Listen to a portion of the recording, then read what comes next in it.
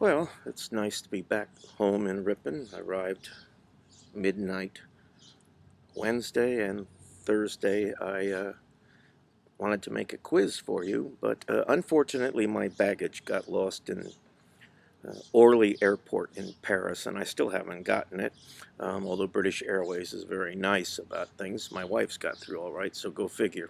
Anyway, uh, my baggage had the Mockingjay in it, so I thought I would have to wait and do it, but the baggage still hasn't come. Then I remembered, in fact, I have the Mockingjay on Kindle, and and I had lots of nice areas uh, highlighted. From previous reading, then I bought the set when I wrote my article on the Hunger Games. So now I was able to make the quiz. There's 30 questions as usual. And on this brief video, maybe less than half an hour this time, we'll see how long my voice and how long the weather holds out. I'm hoping to finish before it starts raining again, or I'll have to go back in the house and record from there. I prefer much more to sit out here with you in my backyard. Doesn't look like Morocco here, but it is home. There's no question about it. Anyway, I'm hoping you're enjoying the third book. The third book is usually the one, and I think I explained a bit on the introductory video for this week, that the last book in particular causes people uh, problems for a variety of reasons, and one of them has to do, obviously, with the violence, with the fact that by the end of the book, Katniss is, when she's attacking to get to Snow, indiscriminately killing both civilians and peacekeepers, and everybody, just like everybody else. I mean, that whole idea of catching fire actually becomes literal because, of course, the bombs that fall, in fact, wound the already gunshot Katniss. Um, it's violent, and it ends, as we'll discuss here, not with utter happiness, and not with Katniss and Peeta becoming the ruler. Now, in the Mockingjay opens, Katniss is a hardened 17 years old. She's been through a lot in a small time, and in many ways remains very much 17, um, vulnerable, and very, very, as you might say, mixed up, who to believe, who not to believe. But she ends up in the beginning of the book, I can't remember what the terminology is, but she's on indefinite leave from having to work, and to take part in this Spartan-like society. If capital is the excesses of Athens, then you have Sparta. And the question is, well, why did they wait so long to get involved? And others will tell her, but Dalton says, he who had escaped from a district says, I mean, one of the real reasons they're so enthusiastic, I believe the word is, about accepting survivors from District 12 is because the survivors of 12 represent, for 13, a new breeding stock. In fact, there had been a pox virus that had killed a lot of people and left a lot of other people impotent. So they're they need. This always reminds me of the Mars needs women. This idea that nothing is done by anybody in here in power for altruistic reasons, not because it's just the good of stuff. And that's part of the ambiguity that makes this novel special. I mean, there are no great, pure, wonderful people in here, and that's troubling, problematic for many people who want just a happy ending, especially for an adolescent audience. And of course, the tributes who are saved, rescued, if you will, Finnick in particular, Beatty, Gale, is there too. He had rescued a whole bunch of people from 12, and they were picked up by 13. Among the others, Beatty goes to work immediately. I mean, as soon as he's basically out of his hospital bed, he's wheeled down into the inner inner uh, inner workings of District 13 to do secret work in weapons development. I mean, he does develop the special trident for Finnick, and he has the special bows that he and arrows that he eventually creates for Katniss and Gale. I mean, Katniss is that bow comes alive in her hands, almost literally, because it's a voice recognition. Well, um, these weapons will become important. Well, later on when she actually gets involved in action and shooting down hovercraft from Capitol. But she certainly finds out pretty soon that, well, all's not perfect. You know, District 13 is not this kind of utopia. Uh, that is to say, a kind of a perfect world. It has its problems, and one of them is it's the control mechanism. It's almost more, Katniss says at one point, more controlling than Capitol. At least Capitol's control is, you know, devious. It's done behind the scenes, if you will. People are manipulated. Um, but in 13, there's you know, place for everything and everything in its place. It was necessary for survival, and it continues on. And every morning, you know, I mean, people have to put their forearm, into this one place, and they get a tattoo that lasts all day, telling them just what they have to do and where they have to be. So everybody goes through this process, and everybody wears the kind of uniform, and it's a very regimented life, contrasted with what I called the conspicuous consumption of Capitol, with its vomitoriums and things like that, all taken from what they would see as the decadent, corrupted Rome uh, of Nero and people like this. And, you know, Coin, Alma Coin, I don't know, pure money, however you want to think of her name, is Snow and Coin and power. At any rate, uh, Katniss feels very weary around here, leery about her, and for good reason, as we're going to learn that Alma Coin is only interested in Alma Coin.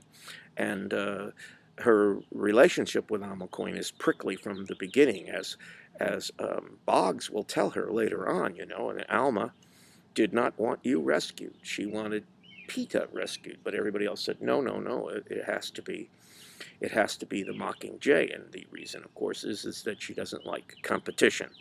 And so she'll use Alma in the same way that Snow does, but at least Snow, in a very strange kind of way, tells her the truth, which he said he would do from the very beginning. Um, and he did say, you know, you can start a fire here that will turn into civil war, and indeed it does. But Katniss, when she starts getting a feel for Alma, and of course in the end pissing Alma off to the point where she'll send Peeta along on the mission towards the end, hoping that Peeta, in his rages, uh, will kill her. Um, but she does bargain. I mean, she bargains to say, I'll become the Mockingjay for you, to do these propos. Um, and one of the things that she has to ask for is, you know, the cat. She, you know, go hunting with Gale. But one of the big ones was that she will offer Peeta a pardon after the war concludes, because he does appear to be a traitor in the telecast with Flickerman, Caesar Flickerman, where he talks about the need for a ceasefire. And that, of course, enrages a lot of people. And she'll also ask that, you know, Finnick and others who were involved get pardoned as well, including Annie. Um, uh, and it's almost in some ways like the future has been prepared for this young lady. Cinna is back again. Cinna was part, obviously, of the group of people from Capitol who joined with agents from District 13 and other places to foment a revolution. I mean, in his own way, he had used Katniss too and was betting on her, as he said. And in the end, he even designs the special uniform, this great thing with special padding that will save her life, uh, to add to the whole metaphor of what the Mockingjay comes to represent. And in many ways, she embodies that. But there's always a conflict between appearances and reality throughout this book. Anyway, Senna himself had designed a special uniform for her to become the leader, if you will, symbolic leader of the revolution to topple Snow and Capital's grip on Panem. Um, and she does agree to take part in these things called propos. They're directed by Plutarch and others. They're propaganda spots broadcast to the entire population of Panem. Beta um, will make that possible. This is not on the quiz necessarily, but what he does is that it's wonderful. He interrupts the programs, we find, but he also, there's this one interruption that I love where Snow's face is on the screen, and Beatty turns it to kind of a dissolve that reveals Snow. And in the end, you'd see they're both sides of the same coin, to use that metaphor. Um, at any rate, adding to the idea that we're let's just say that Katniss becomes more aware of what's going on. She learns from her experiences, even the bad ones, if you will, especially. When she goes down into the bowels, I wanted to say before, of District 13, she finds her prep team confined in a cell in terrible condition, punished ostensibly because they stole food, some bread, and they had to be punished. But, and this is where Katniss starts getting into an argument or a disagreement with Gale, who wants to believe Snow, Coin, excuse me, that she says to the other people involved that this is a sign, Fulva, I think the name of the person who's very much involved in the propos, that in fact this is Coin telling her, this is what I can do. It's a reminder of her power. And that same kind of power that Snow uses, and that what the games represent. Everything is this implication. So she takes the prep team. Of course, nobody likes them except Katniss, who learns, I think early on, that, and first she's surprised she likes them. After all, they're sort of like valley girls, and they seem empty-headed, and they're used to this life of ease and whatnot. But she has this capacity to forgive that PETA really embodies. But in this case, the the team, they don't know any better. And this is one of the great sort of revelations that you find in The Giver, where the giver tells the boy, the receiver, when he finds out what his father really does, which is, among other things, kill babies with injections into their head, that they don't know better, so you can't hate them. And this means a lot to um, Katniss and Peter when he recovers, because Peter's right in some ways that there has to be something to tone down the revolution, because if people start hurling nuclear weapons, there'll be no Panem at all. Well, he also learns some other things that are going on, like in District 2. Um, we learn that, wait a minute, a lot of peacekeepers come from places like District 2. Um, and a peacekeeper serves Capital and agrees to serve for 20 years. And in return, their debt is forgiven, and everybody in Capital is in debt. It's a way to control people. But the Capital people, although they might be in debt, are soft. They really don't make good soldiers. But someone like Tu, where the knob is, the nut is located, those people have been training, their careers. So they're very warlike in their background, so they make pretty good peacekeepers. And this is how Capital gets its soldiers, if you will. And this is very Roman. I mean, if you served as a Roman soldier, if you watch Gladiator, you see that he's hoping he's going to be a soldier and get this land. He can go back in Spain to be with his wife. You served the Roman army and you were promised land. In fact, Virgil's land almost got taken by mistake. He writes about that in the Eclogues. But this is part of what's going on here, this kind of intertext that you have. But as I've talked in the video, it's also, all these things are also about what's going on today. And I'll get into that just a little bit here. Um, um, you know, I mean, everybody is in debt, if you will. Remember, the poor people have to take the tesseres, which makes their chances greater of getting chosen. But even the people who live in capital are in debt and therefore under control all the time. And so that's why Snow has to keep up this illusion of imminent peril, so that people don't think about things. Now, we also have the idea that those who are going to be in the army who know about what's going on have to have these sort of night lock pills. That is to say, if someone like Gale were to be captured, he knows too much. And so the idea is that you take this suicide capsule named in Katniss's honor, ironically. Remember, those are the berries that she threatened to eat, and that had killed that one young lady who was playing a good game of staying out of the way in the initial Hunger Games 74 in our first book. So there are the suicide capsules, and of course later on Peeta's going to want one because he's starting to become aware of how his memories have been manipulated, because he says he can see the glitter around some of them. Well, at any rate,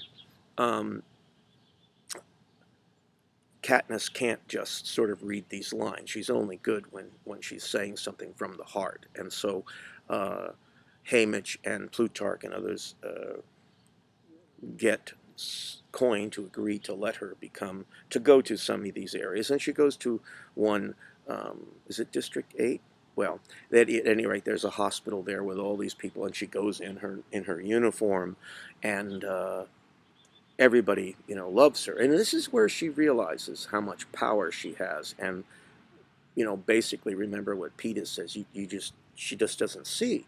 Well, now she sees. Now she remembers what Snow had said, and it was true about the threat that she posed. And she sees all these people responding to this image. And, of course, it's upsetting in a way and odd, because she doesn't feel like, this great, great person. She feels like a vulnerable 17-year-old.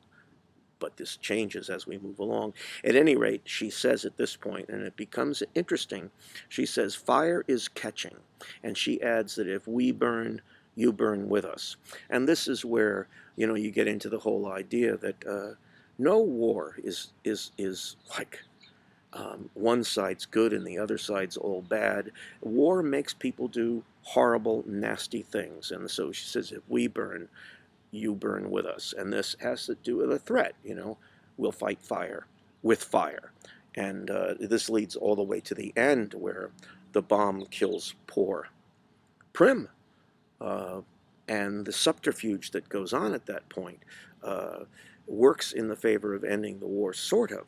But even at that time, Katniss is running around shooting indiscriminately, as she tries to get closer to Snow's stronghold to fulfill her desire, which is to kill him. So she becomes implicated in this sort of violence. And this, of course, has to do with anything that we're involved in. If you're going to go into a war, don't be surprised when horrible things happen, or that people do terrible things. Now, I love it that Peeta has these, Katniss has these loyal people who follow her, like Castor and Pollux. And Pollux, of course, as I remember, is an Avox. And these are their camera people, who it turns out are incredibly brave. When she's up on the top shooting the arrows with Gale, she realizes behind her, her camera people are there doing commentary. She refers to them, before she gets to know their names, as the insects, because their suits make them look like kind of shelled creatures. I love that. The insects. But And that has to do when you don't know and you say these kinds of things. But in the end, it's about people. And these two stick with you. Now, to galvanize support for the rebel cause, Plutarch and his team decide to do a number of propos. I think there's a dozen, and they're called We Remember. And this has to do with the whole idea of like fire with fire, and people like, of course, remembering people who died in the games and all the kinds of things, the bombing of the hospital, Rue's death, all those things. And that reminds me, of the propaganda. It is propaganda. Um, a lot of it, is show. Uh, and it reminds me of, in World War II, Frank Capra did a whole series called Why We Fight, which sort of tried to remind people of the sacrifices that they had to make during the war, not only giving up sons and daughters, if you will, but, you had to sacrifice. We had victory gardens and things along those lines. But there is a sort of an idea is this that you have media again and how it's used. And which cause are you behind? Who's the good guys? Who's the bad guys? So that kind of is part of what goes along, because in the long run, the rebels aren't pure, especially in District 13. Um, and you have to be able to sort of somehow control the anger and the violence, which is one of the reasons at the end of the book when um, Katniss, in her role as the Mockingjay, is supposed to put an arrow through the heart of Snow. She instead assassinates Coin uh, because she sees there's no other way. And Pater, the soldier, becomes the sort of ruler for the time being. But we remember. You always have to let people know abstractly and with specifics of why you fight. Um, Now, the multiple choice other one I have here is this song came up in the very beginning of the story as her father had sung it, and the birds responded. And then the mother, we come to find out why later on. It was a song called The Hanging Tree. And that's it. You can write a paper about this strange song. And it is about the implications of people and what they do. And so look at that. But she sings it, and she hadn't sung it in a decade, of this song her father did, and it becomes part of a propos. And the birds, the mocking jays, respond to her. Uh, so, I mean, there's this whole idea of unity and things along those times. Um, and, you have to deal with the continuing relationship and the conflicts between Gale and Peeta. Even Gale says, I wish he wasn't so nice. It'd be easier for me. But he does. Gale tells Katniss, and it's true. I mean, this is not something you want to hear other people say, which is part of being 17.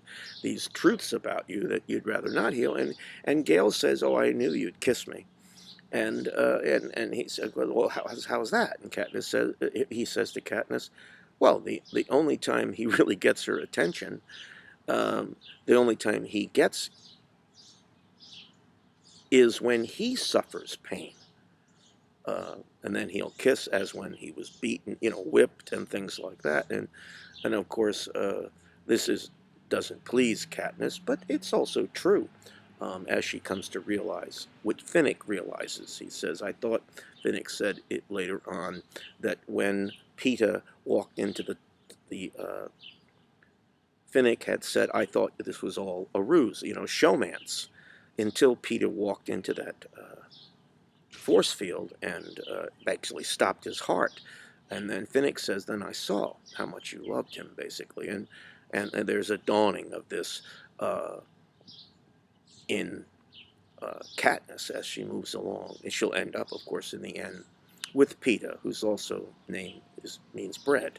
In an interview with Snow, Peeta actually, despite, the Tracker Jack venom and all the horrors that he's undergone in the 6 or 7 weeks since he was captured, he actually warns Katniss, for which he gets bloodied by snow, of an upcoming attack on District 13 from Capitol when he says, "And you in 13, dead by morning." And of course, that triggers an action ordered by Coin so that everybody is protected. I don't know that anybody even dies in the attack, but PETA uh, does the right thing, and a lot of it is because Snow can't, in the long run, if you will, destroy his inner goodness. Um, and PETA, become more the more times he becomes aware. Especially, I love the young lady Cartwright comes back in where PETA had saved. Uh, uh, when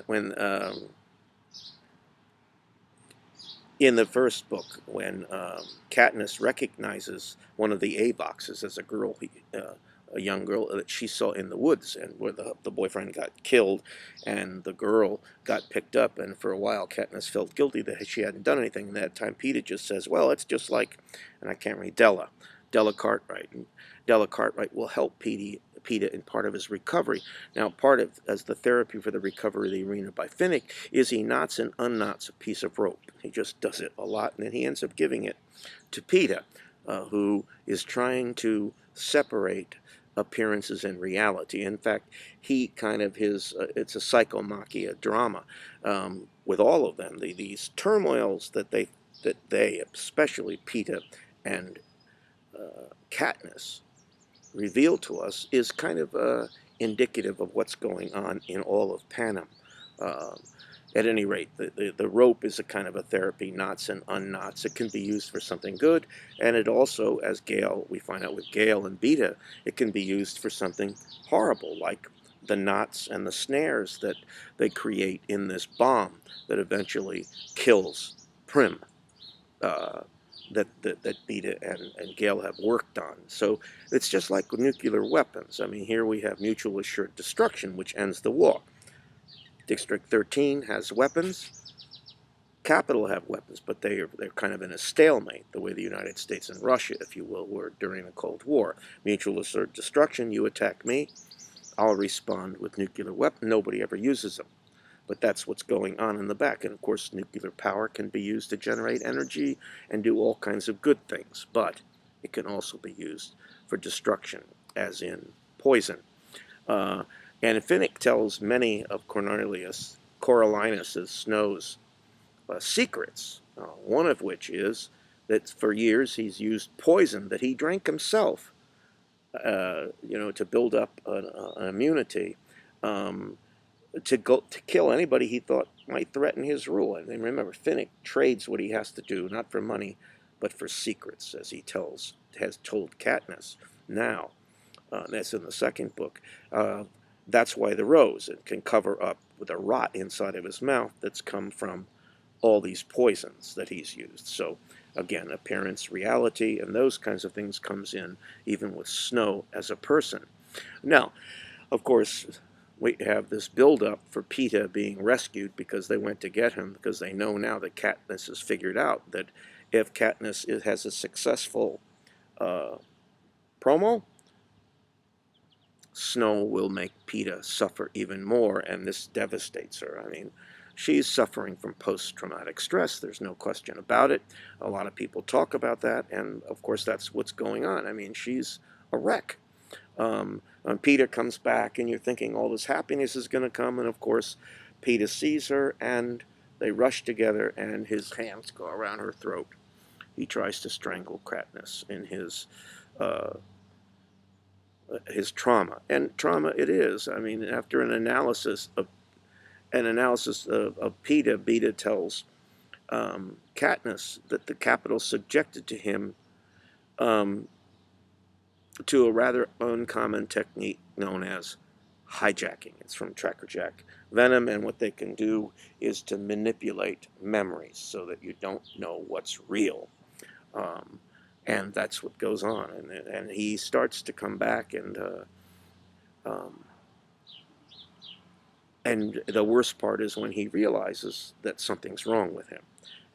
The cure is long time and difficult. And he knows he could go off at any moment, but he's beginning to see that he can see the fabricated ones, like when Katniss climbed a tree and could see the defects in the arena screen and manipulate that. Poor Peeta at times can see where the suture is, if you will, in the manipulated media of his own head. But this tracker jacking, or hijacking, I should say, it's not tracker jack. It comes from the venom of the tracker jack, so that you find, and this is what will happen later on, that the games are also used to experiment with weapons used against the people in capital, such like tracker jack venom, but also mutts and things like that. They're going to be very familiar to Finnick and Katniss, or anybody else who has been a tribute, recognizes it. Now, to crack the nut, Gale kind of, that's with the underground arsenal in District 2, the last big thing before they'll plan their assault on Capitol. They have to take it out. I mean, in World War II, MacArthur did island hopping. Instead of trying to take every island, he just cut off some, so the Japanese were just left there without supplies and things like that, so you could save people. In this case, Gale wants to just use bombs, he and Beta. This is where you have these great expertise used in this way. I mean, Beta could do all kinds of wonderful things with his mind. But right now he's in weapons development, like the scientist, if you will, during the Second World War at Los Alamos, creating the atomic bomb, and just put them all together. But at any rate, Gale shocks in a way, but in the long run, Katniss understands, doesn't agree with it. He wants to just cover everything up in there. Just cover it up. Blow the avalanche and cover the whole damn mountain up. Even those inside, Gale says, well, so what? They blew up, they just died just like the people, my father and Katniss's father died. It is, in fact, Boggs who said, Katniss said, we'll leave one area open so they can come out. And this, of course, is where, in making a propos, Katniss talks to the soldier, and Haymitch is in her ear about the gun, and the guy never gets a chance to put the gun down because someone else shoots her.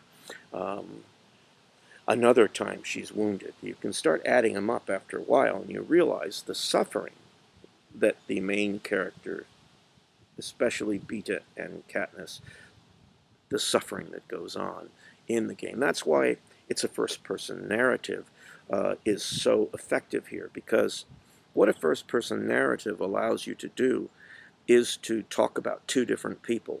One, the person who's supposedly writing the book from the perspective of everything that's already happened, and two is the person who is, in fact, experiencing what happens. So you're able to really focus on the contrast between the rather innocent at the beginning to the one who's experienced all these things and how that experience has affected her. And this really, in the case of the first-person account here, emphasizes the psychological plight, the way that experience has affected Katniss, the one who writes the book, and we catch up with her as we move along. Now, Plutarch talks about the games, and he says, well, this is when he tells her about, well, you can't get good peacekeepers from Capital because they're all soft, so you have to get them from a place like two with the careers. And he says the people in Capital, it's what it calls it panem et circenses, circenses, whatever you want to pronounce. It's Latin. It means bread and circuses, and it refers to something Roman satirist Juvenal, a metaphor for the superficial means of appeasement, such as the Hunger Games provided. And he was talking about the gladiator games and the fact that the government subsidized food for the poor and everybody in Rome. And Juvenal argued, you've basically given up your freedom for the comfort of discipline. And in this particular case, he's saying we have to go back to the old republic. And this is, of course, what Plutarch's talking about a little bit, but not the way Juvenal is. Juvenal, as I told you before, has this kind of thing. You've given all this stuff up. You've given up your right, your freedom to vote and all these things. You've abdicated responsibility, and you will suffer the consequences. And in the satire, after he talks about bread and circuses, Juvenal writes that, and the ovens are warming up, which is what happens when Snow takes complete control and, of course, has everybody under his iron heel. So bread and circuses. And again, when Katniss and Finnick, too, is in the scene, and they're looking at the holograph that they've gotten from some spy in Capitol about where all the pods are. These are the defense mechanisms, again, technology that comes from and produced in and experimented with in the games. That these remind Katniss in particular of the arena in the Hunger Games. It's sort of like, wait a minute, we've been here before with the game masters, but now it's war. So there is these functions. The game functions on a number of different levels, these Hunger Games, and one of them is weapons testing. Now, I won't go into that long going into Capitol. I don't have to go through that with you, but one of the final recognitions that goes on here, and Boggs is, I think, a really interesting character. He's a loyal soldier, but he doesn't trust coin. He understands power. And he tells Katniss, before they leave on their mission to Capitol, that she could do only one last thing, really, to add fire to the rebellion, because they can make these propos without her now. And that's to die and become a martyr for the rebel cause. And that's Coin's plan. And so his dying comment after he turns over the transmitter for the whole thing to Katniss, he says, don't trust them, kill Peeta, go off on your own. And basically, she'll do part of that, but she, of course, can't bring herself to kill Peeta. Nonetheless, there you have the idea of Coin sees her as a threat, and that's where she always wanted to bring Peeta back, because she thinks she could have controlled him. So the plan is, how wonderful if she would be seen dying. That would make her the martyr. And then, of course, there's, the book is about limitations. I mean, Katniss, from the very beginning, one of her great desires is to protect poor Prim. Now, Prim is a sweetie. There's no question about it. And she replaces her in the games. And the idea is, okay, now, as a victor, I have the money. And, Prim will never have to work again, or worry about hunger. And then poor Prim, and Katniss sees her running in to help in a kind of an Al-Qaeda strategy. First you bomb, and then as everybody rushes in, you bomb again. 2 bombs, and both of them are probably weapons developed. Actually, there's delayed anti-personnel weapons come down in a kind of a web, and it's probably developed by Gale and Beta, and it's dropped by a hovercraft from 13 disguised to look as though Snow is brutalizing his own people.